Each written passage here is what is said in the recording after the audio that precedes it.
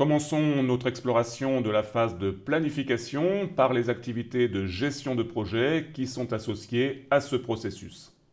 Mon projet est en cycle agile, je n'ai pas besoin de faire un planning. Voici une affirmation qui me semble particulièrement intéressante.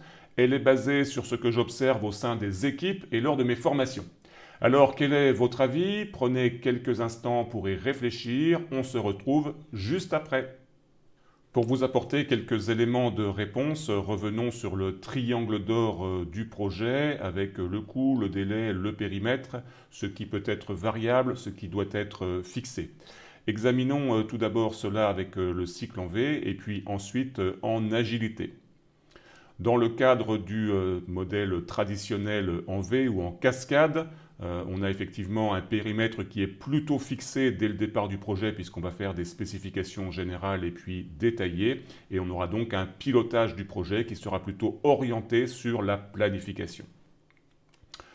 En agilité, les choses seront un petit peu différentes puisqu'on va avoir un pilotage par la valeur métier et donc un périmètre qui va connaître une variabilité puisqu'on va décider au cours de la construction du produit du projet, du logiciel, de changer quelques éléments, de reprioriser. Cela ne veut bien sûr absolument pas dire qu'on ne fait pas de préparation du projet et qu'à un moment donné, on ne doit pas organiser les choses. Donc j'insiste bien sur ce point, il faut distinguer le cycle de développement avec ses activités spécifiques des activités de gestion de projet qui sont ici dans notre formation opérées par PM Square. Regardons maintenant les modèles de documents qui sont proposés par PM Square pour cette phase de planification, donc dans notre paysage des modèles de documents associés au cycle de vie du projet PM Square. Tout d'abord, et c'est la pièce centrale, le manuel du projet qui décrit le fonctionnement du projet. Il est complété par le plan de travail du projet qui présente trois choses. Le découpage du projet en chantiers plus fins, c'est l'organigramme des tâches projet. Le plan de charge du projet qui permet d'évaluer l'effort et les coûts. Et enfin, le calendrier, l'échéancier qui permet d'évaluer les délais pour le projet. Ensuite, on va trouver la matrice des parties prenantes. Comprenez ce document comme un annuaire de toutes les personnes qui vont venir contribuer au projet. Ensuite, on va trouver le cas échéant un plan d'externalisation pour expliquer ce qui va être sous-traité dans le cadre du projet. On va trouver un plan d'acceptation des livrables pour expliquer quelles sont les conditions de recevabilité des produits, à la fois de gestion de projet, mais également des produits issus du travail du projet, en l'occurrence par exemple le logiciel et toute sa documentation. On va trouver également ensuite un plan de transition qu'il faut voir comme un plan de déploiement technique pour qu'il n'y ait pas d'ambiguïté sur le sujet.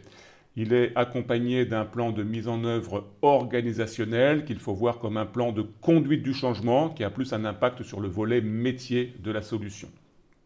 Ces différents plans que je viens de vous présenter peuvent être complétés, je dis bien peuvent être complétés, par des plans de gestion spécifiques optionnels. Il y en a 6 qui sont proposés par PM Square. Le plan de gestion des exigences, le plan de gestion de la qualité, le plan de gestion des communications, le plan de gestion des risques, le plan de gestion des modifications dans le projet et enfin le plan de gestion des problèmes. Vous avez là donc le paysage complet des modèles de documents qui sont proposés au titre de la phase de planification. Alors rassurez-vous, il ne faut pas tout faire. Cette liste de modèles de documents doit être vue uniquement comme une boîte à outils que vous allez utiliser en fonction du contexte de votre projet, notamment en fonction de sa complexité. Mais ça, on va en reparler un petit peu plus tard quand je vais vous présenter les activités dans le détail. Avant de vous présenter le détail des activités du processus de planification, voici ses principaux objectifs. Le premier consiste à organiser et à décrire le fonctionnement du projet de façon à pouvoir le communiquer aux différentes parties prenantes. Le second objectif est de définir les chantiers, les charges, le calendrier. Vous avez compris, ça s'appelle le plan de travail du projet. C'est important pour la certification. Le troisième, c'est d'établir tous les plans nécessaires. Alors, le mot nécessaire est important, puisqu'encore une fois, on ne fait pas des plans pour le plaisir de faire des plans, on fait des plans parce que ça apporte de la valeur au projet, et puis ça répond à une contrainte particulière liée à une complexité particulière de projet. Je prends le cas de la gestion des risques, de la gestion de la qualité, de la gestion des exigences, par exemple. Et puis enfin, dernier objectif, il y a une volonté d'approuver l'ensemble, même si bien sûr on pourra le revoir en conduite pendant la durée du projet, mais on va en tout cas poser les bases avec une volonté de poursuivre le projet vers la phase d'exécution. Voici donc le détail des activités de notre processus de planification, avec l'entrée dans le processus qui est bien sûr le jalon de sortie de la phase précédente qui était la phase de lancement, donc avec un projet prêt pour la planification. Une réunion de démarrage est préconisée par PM Square avec un ordre du jour et un procès-verbal, on retrouvera ça à chaque fois. L'adaptation du processus PM Square qui se décrit dans le manuel du projet, c'est une bonne pratique préconisée. L'attribution des rôles et des responsabilités du projet, c'est la matrice des parties prenantes et également la matrice d'allocation des responsabilités, ce qu'on appelle le RASCI dans PM Square.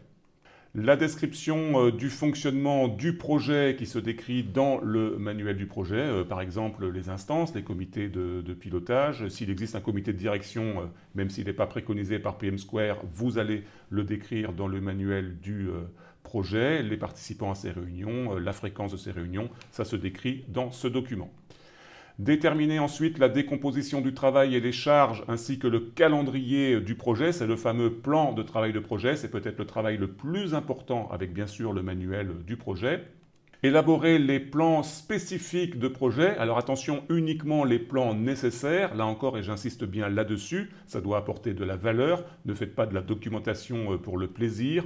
Cette documentation, elle doit servir votre projet, elle doit également servir les parties prenantes. Et enfin, diffuser les plans aux parties prenantes afin que vous soyez prêts pour le jalon de sortie de phase, c'est-à-dire le jalon qui va vérifier si votre projet est en bonne condition pour passer à la phase d'exécution.